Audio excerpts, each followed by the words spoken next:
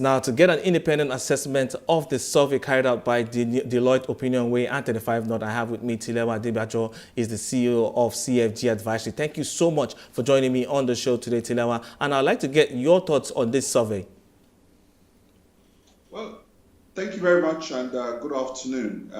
I think, first of all, I think it's actually a very timely survey, and the findings are very interesting because it has cut across several African countries, Morocco, Egypt, Nigeria, Cote d'Ivoire, South Africa, amongst others, and Ethiopia. And I think the results are quite interesting across board. But I think in general, I think the results are quite positive in the sense that Africans have confidence in the way their governments are handling the situation. But the worrisome part of it is that about 60% overall of people think that the economy is not going to recover on time, and a lot of their future prospects of the economy and, of course, on their personal net worth, about 60% do not have that much confidence in the future because they think that in the near future things will be bleak. But it reflects quite an interesting perspective across the very good sample of countries. I like the sample that they've taken, both from North Africa, West Africa, Central and South Africa. So it's very interesting, and I think the results are quite revealing. Tilewa, I would like you to speak to this question, talking about why perceptions matter. Because when you look at Africa, it has always been a case of perception. You know, when you talk about how investors look at Africa and whether they're going to come and invest or not, or when you in many aspects and areas where the perception of Africa has always been an issue. But I'd like you to speak to this and why you think it matters.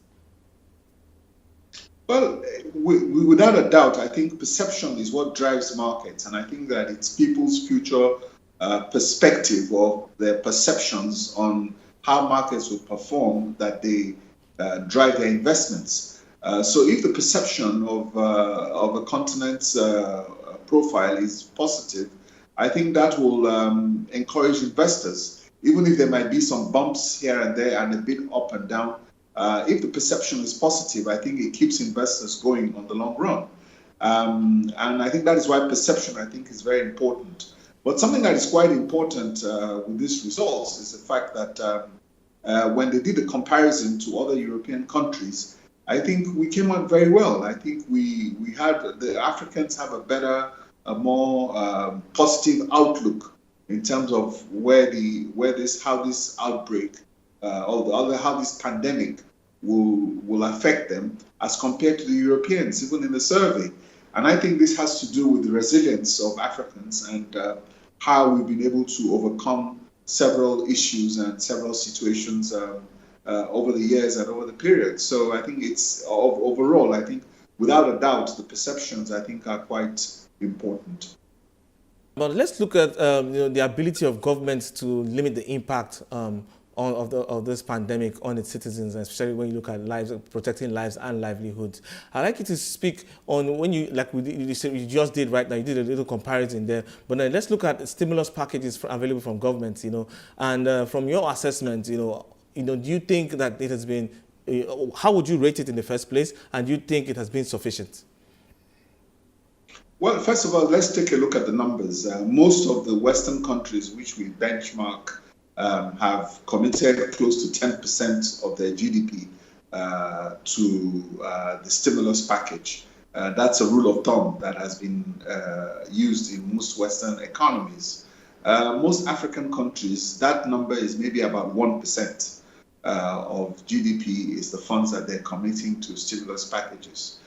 Germany has done a lot more than that, but unfortunately in Africa, because of the limit of our resources, on average, we've been able to commit just about 1% of our resources into this pandemic in terms of a stimulus package. And if you take a look at the survey itself, it talks about and I think that is why you see that over 60% of people are not very confident about recovery post-pandemic. And a lot of people actually fear that they might lose their jobs or their or their personal net worth. That's about a 60% survey across 60% number across all these countries that were surveyed. But invariably, I think in Nigeria, for instance, we've seen all the stimulus package in terms of what the central bank has done, ₦1 trillion in terms of the stimulus for the whole economy, 500 billion specifically to the healthcare sector, and about 50 billion stimulus to households and SMEs. That's what we are doing here now, and a series of tax breaks have also been announced. But overall, I think you cannot compare what has been done in the Western economies at 10% of GDP compared to what we're doing at 1% of GDP. All right, Tilawa, as an economist, though, I'm more into, I would like to get your thoughts on the impact of this pandemic on trade. You know, we're seeing that the setback that hit the African Continental Free Trade Agreement, and we know definitely it's going to kick off sometime early next year. But I'd like you to speak to, because now we're still seeing closed borders happening. We're still seeing trade not happen as much as it should be. We're still seeing, you know, disruptions to supply chains and across court, and how it's affecting different industries. I'd like you to speak to this point and also hear your views on how you think other governments should you know, keep trade sacrosanct at a time like this. Well, that is going to be very difficult because you're working from a global perspective. What is positive is the fact that China has already gone through its own lockdown period, and I think manufacturing, of course, in China is beginning to come back to optimal levels. And I think that is quite positive. But don't forget, with economics, what you find is that you have leading indicators and you have lagging indicators. So I think we're all clear that I think towards the end of this year, I think we'll see a recession at the end of the year. And I think we've all agreed that is what we have to do, because quite clearly, I think the priority right now is resolving this pandemic. I think if we resolve the pandemic, everything else would follow suit. So the priority, unfortunately, now is not the economy, but the priority is to how to make sure that we can get a healthy population and this pandemic does not ravage the population. Because without a population, you cannot have an economy. Clearly, I think a lot of us have discounted all these issues into the projections till the end of the year. And what governments have to do now is to put in place what I would say contingency planning to be able to sustain the economies till the year end, you know, with the stimulus packages and all kinds of other arrangements and various breaks, tax breaks in terms of duty that can help alleviate the pressure and the disruptions from the supply chain you've mentioned. So it's something that we all have to live with, unfortunately. And if you can see what's happening with the European economies, the GDP numbers are not looking very positive. Historic drops in GDP. And what we're hoping is that with this historic drops in GDP, we'll also see some historic rebounds to be able to get back to normal levels. But I think right now, everybody is on survival mode till year end, and we're trying to see how we can get back into normal mode by first quarter next year. So I think in terms of the long term, I think people have put in contingency planning, and we're not expecting things to get back to normal until maybe first quarter next year. And I think that's where the planning is right now. And unfortunately, that's the way it is, because this is unprecedented in economic history. For me, it's protecting food security is important at a time like this. And when you look at many countries in Africa, they don't produce enough to feed their populations. And if you're having lockdowns and closures for this extended periods of time, we're definitely going to see it trickle down in food in food prices. And at the end of the day, it comes down to affect the last mile, the common man on the street. And I'd like you to speak to this point, especially how you see things impacting in figures like inflation. I mean, definitely, I think without a doubt, one of the things that has happened is that international maritime trade has not stopped. I think those are essential services. I think trade still continues. Shipping is still being done as being considered as essential services. I think most of the disruptions you're seeing are within country disruptions. Internal logistics, I think, are being disrupted internally. But air freight, I think, is still very active and more active than so, because a lot of all the essential supplies to manage the health pandemics, the PPEs and the medication have all been flown all over the place. Shipping is still continuing. So I think in terms of the disruptions, most of the disruptions are internal.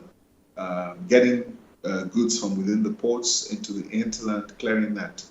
Without a doubt, these disruptions in trade are going to be significant. In Nigeria, for instance, what we have seen is that the disruptions has affected food prices adversely. Food prices have gone up significantly as a result of all these logistic disruptions, and transport prices have gone up, despite the fact that we have a reduction in the fuel prices. We've not seen that because of a lot of all these internal disruptions to the logistics and the supply chain. Quite clearly, there is no doubt that that is going to have a negative impact on inflation, and we're going to see inflation rise as a result of that. And I think that has been factored in, that we'll look at inflation in Nigeria to settle at about 17% by year end. And I think after that, I think it should begin to come down significantly. I think we'll see a sharp decline in inflation and all these other numbers going forward. But clearly, the direct impact of this disruption will be inflationary. We've seen a lot of rate cuts to be able to create stimulus.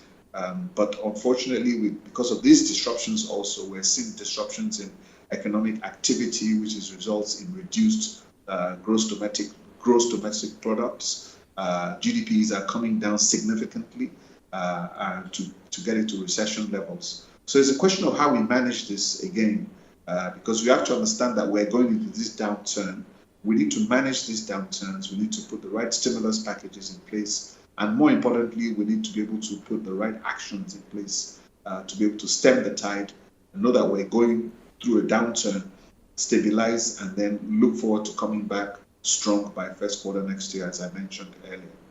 All right, then thank you so much for your contributions on the show today. Definitely quite an interesting perspective I want to think through. I'll be speaking to Tilewa Adebajo, is the CEO of CFG Advisory. And that's a wrap on Beyond Markets, and thank you so much for being a part of the show. Remember, you can watch the show at 5 p.m. West Africa time daily and have access to all episodes of Beyond Markets on our website. That's at cnbcafrica.com. From me and the team, enjoy the rest of your day.